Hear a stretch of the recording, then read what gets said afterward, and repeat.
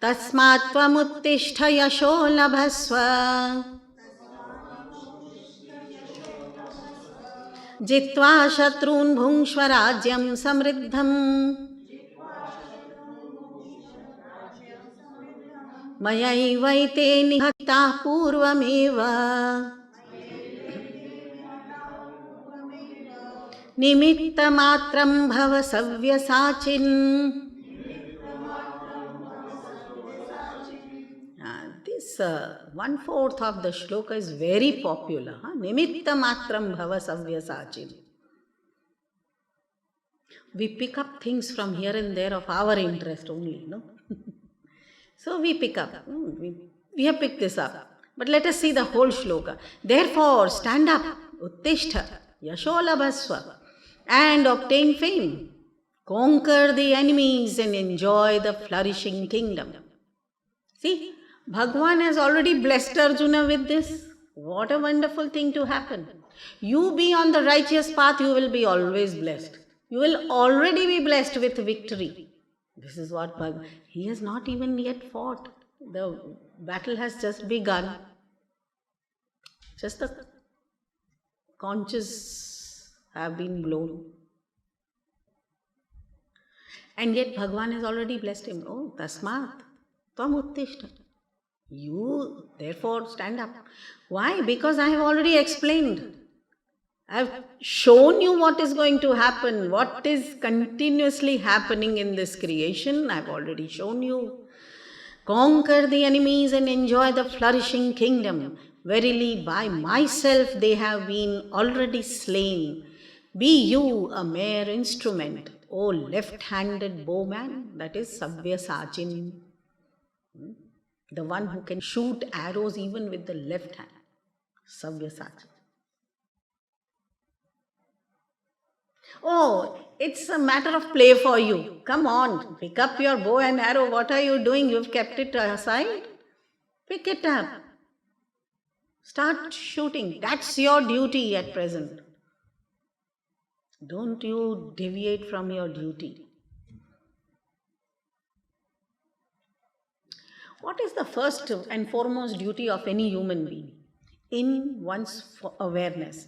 If one understands the value of righteousness, then the foremost duty of any individual human being is just to remain on the righteous path and try to remove all the enemies. Now, enemies need not be human beings only. It can be your inner weakness, which is your biggest enemy, right? Get up and get going. Bhagwan has blessed you. Don't you get afraid of the obstacles coming on your path. Continue. But there is a problem. A human being is weakened by one's own attachments. So actually, who is the enemy? Your weakness or your attachment? Attachment is Sangha. That also Bhagwan has already indicated. Dhyayato vishayan punsaha sangasteshu upajayat. If you keep contemplating on worldliness, then you get attached to world only. That leads you to deviate from righteousness. The extreme attachment of Dhritarashtra has led him to destruction of his own children, his own dynasty. That's exactly what you and me, we are doing all the time. In every generation, there is degeneration due to attachment. And that is called destruction. Righteous alone will exist. So else the rest is anyway going to get destroyed. Bhagwan says, get up. Yashola bhasva. Obtain fame by remaining on the path of righteousness. By being victorious. Conquer the enemies and enjoy the flourishing kingdom.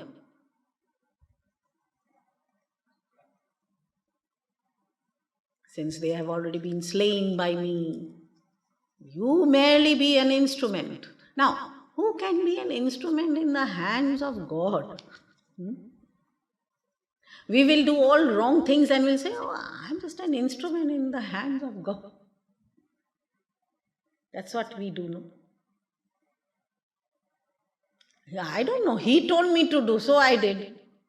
Very easily we pass the buck when something goes wrong.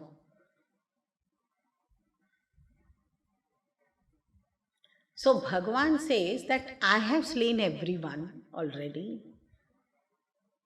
You just be an instrument.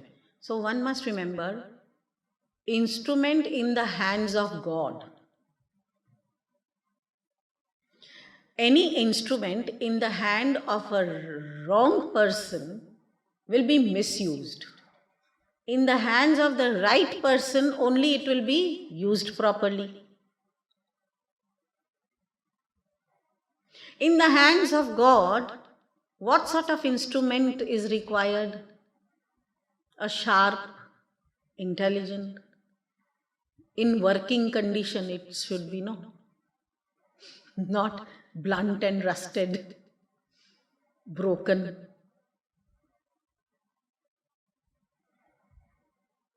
So Arjuna is just a fit instrument in the hands of God. Now in the hands of God, if an instrument is in your hand, then you being the conscious being, you are responsible for turning the instrument towards the right use or wrong use. In the hands of God, definitely it cannot go towards the wrong usage. Because of the purity of the consciousness, it cannot be misused. So one can rest assured again, and in the hands of God, this instrument will be used for the best purpose. What a wonderful life. Bhagavan has already told the purpose, right? Arjuna asked, what purpose? I don't know. What is the purpose now? To be the instrument in the hands of God is the purpose.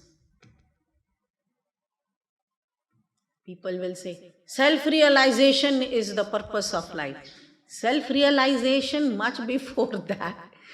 First, we have to offer ourselves as an instrument in the hands of God. With that divine blessings alone can one come to realization.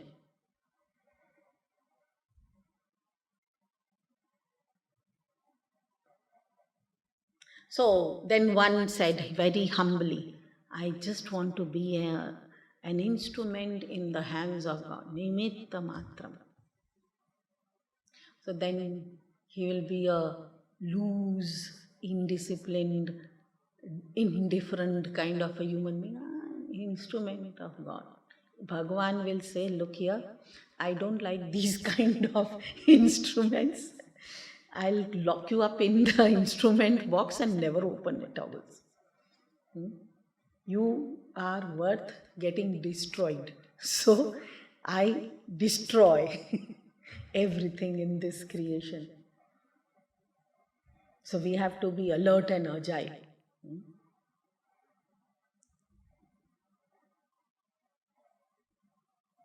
What God would like? What sort of instrument will God like? That we should ask Him, no?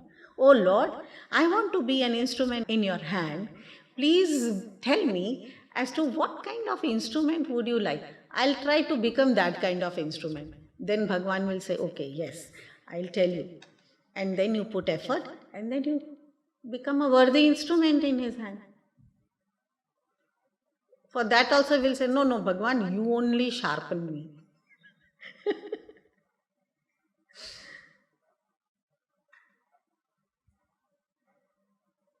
So it's very encouraging.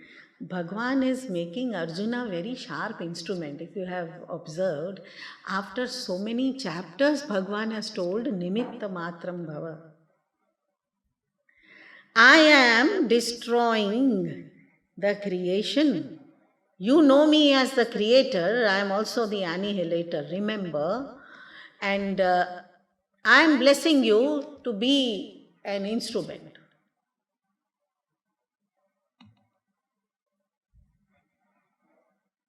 And I have shown you how to prepare yourself to be an instrument in my hands, Bhagwan would have told.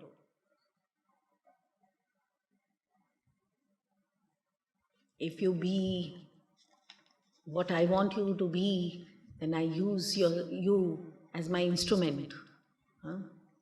Nimitta Karana. Otherwise, I destroy.